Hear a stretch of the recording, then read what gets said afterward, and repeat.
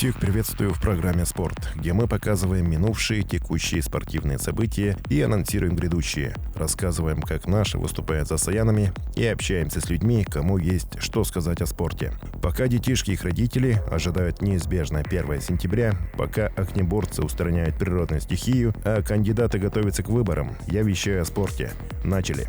В Туве состоялся второй чемпионат по забегу с препятствиями «Гонка героев» на стадионе имени пятилетия Советской Тувы. Профессионалы, любители, все хотели себя испытать. Дистанция полосы препятствий равна 100 метрам. Все детали и составляющие элементы большого сооружения закручены и закреплены строго по единому регламенту.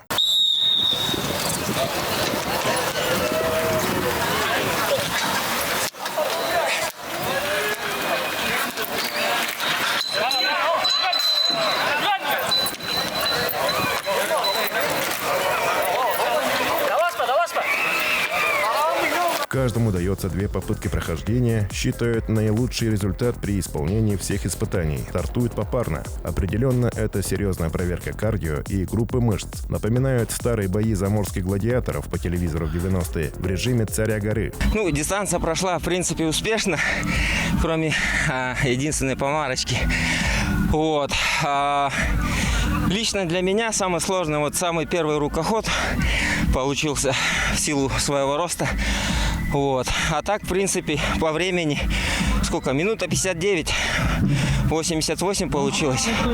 Дистанция, в принципе, на первый взгляд вроде ничего, а когда на самом деле начинаешь в соревновательном порядке проходить дистанцию, тут уже чуть-чуть волнительно становится. Наряду с гражданскими не упустили возможности проявить себя и военнослужащие в 245-м отдельном путевом железнодорожном батальоне, также бойцы СВО. Дистанция нормальная, не сильно сложно. Минута 35 у меня, средний результат. Больше всего на кольцах долго провис. Можно было быстрее. А так, под конец подустал. Тяжело было, но с первого раза забежал. Поэтому, думаю, нормально результат. Решил участвовать на соревнованиях, пройти адаптацию социальную с людьми, пообщаться, повидать. Хотел свободу ощутить на себя. Сам являюсь участником специальной военной операции, и физическое развитие только будет способствовать к хорошему. Идеологом и руководителем федерального проекта является дочь экс-министра обороны России, спортивный функционер и общественный деятель Ксения Шойгу. Сам проект «Гонка героев» впервые был организован в Москве в 2013 году. В Туве проводится во 2-й раз.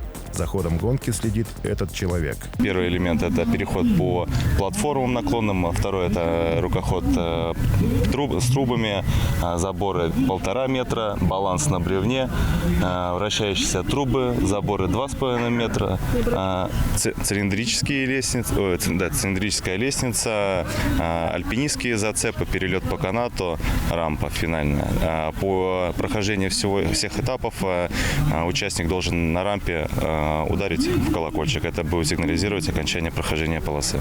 В целом, судя по атмосфере этого небольшого, но значимого в перспективе спортивного события, участникам понравился новый соревновательный подход, помогающий побороть свою неуверенность и страх перед неизведанным, также вдохновляющий на новые достижения. А такой спорт, как и любой другой, по своему обыкновению объединяет людей вне зависимости от пола, возраста и национальности. На экране вы видите имена победителей.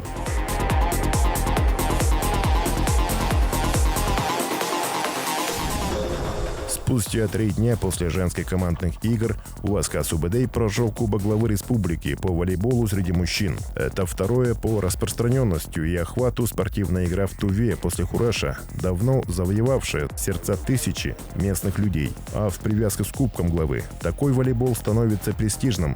С моими рассуждениями солидарно в Верховном Хурале. Сегодня мы были участниками открытия республиканских соревнований по волейболу на Кубок главы республики Тува. И мы знаем, что это соревнования уже идут в течение 3 дней. Наши девушки, прекрасный пол, уже завершили свои соревнования и определились победители и призеры. Теперь у нас мужские команды начинают свою соревновательную часть. И волейбол для нашей республики, это, если не соврать, она спорт номер один среди игровых видов спорта. Это награждает победительниц и призеров женских команд, которые уже завершили свою часть соревнований. Из года в год фавориты этой динамичной игры разнятся. В этом году ими стали девушки с Кызыла. Они выиграли свои заслуженные 300 тысяч. У меня тоже родители занимаются волейболом. И я тоже с малых лет на улице играла, любовалась. Потом тоже сама начала играть, когда переехали в Кызыл. Сначала играла за СУБД, моя команда. С ними я и начинала свой путь к волейболу. Занимаюсь больше 30 лет тренером. Вот так-то раньше работал учителем физкультуры, потом перешел к тренеру. На это соревнование привез 9 девушек. И они готовились, так-то неделю у нас был насыщенной тренировки. И показали результат среди молодежи. Мои девушки-то учащиеся, маленькие девушки. И вот они заняли 4 место. А сколько им лет? Им всего 16 или 17 лет.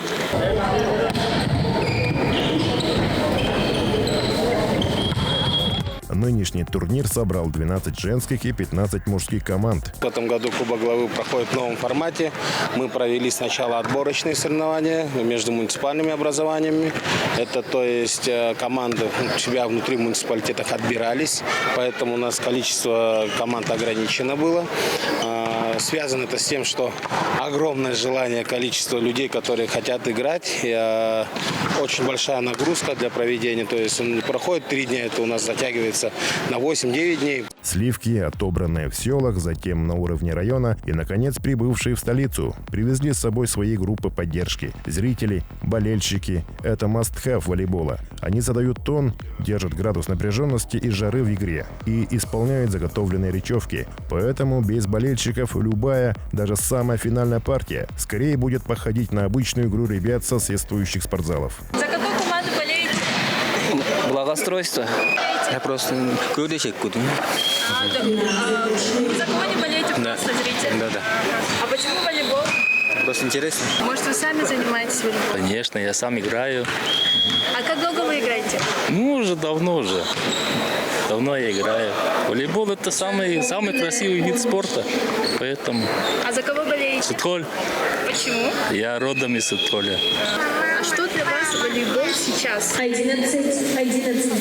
Волейбол – это командная игра, сплоченность. И там, каждый вид по своим интересам, да.